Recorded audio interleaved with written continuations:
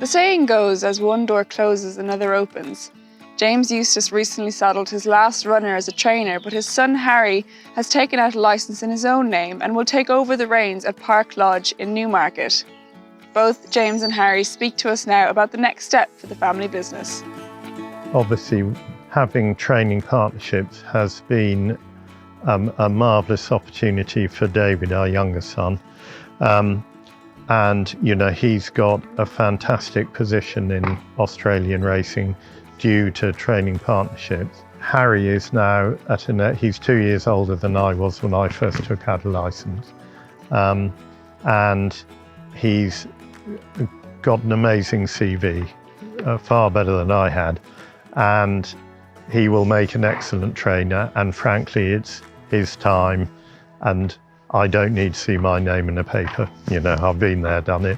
I do think one man has got to make the decisions, and frankly, I'll be very relaxed not having to make the decisions, and it's over to Harry now. So in a way, I've got the best of every world. I ride the hack out 2 lots every day and have all the pleasures, but none of the stress.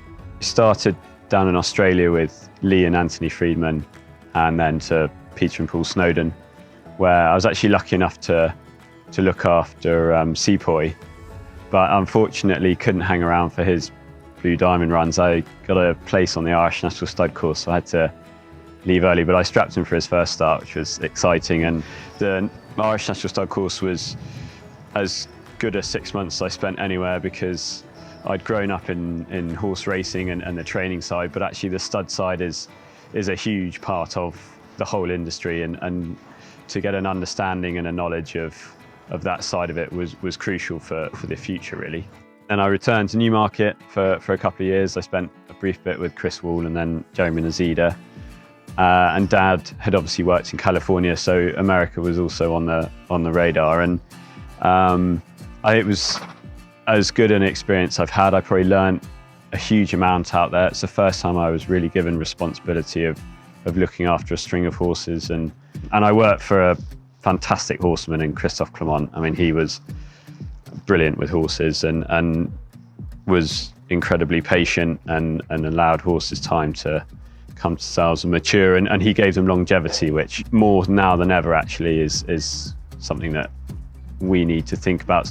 The beauty of going up with Dad is that with a smaller stable, you know, each winner is incredibly precious, but also when a good horse does come around, you know, there's a stark contrast, and so you really look after them and you try and manage them, you know, particularly well to make them last as a successful racehorse at their highest level for as long as you can. We've got 30 in and about 35 on the books, and we'd be about 50-50 2-year-olds to older horses.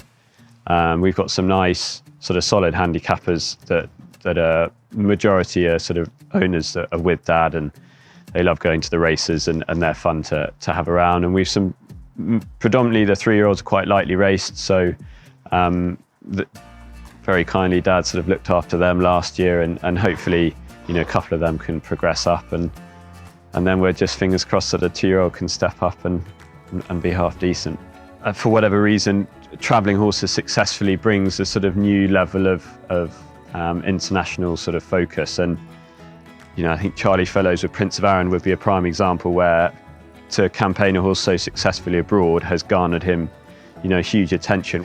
Travelling horses is the new norm, really, and I think it's what people are always thinking about. And for that reason, having worked abroad in most of the major racing jurisdictions, knowing people where your horse is going to land to, knowing the farriers, the vets, the people that can keep half an eye on your horse over there can only be an added bonus. And Oz in particular, with my brother down there, will help. So to take a horse down there, that would be the dream, I think. Family trip down, that'd be fun.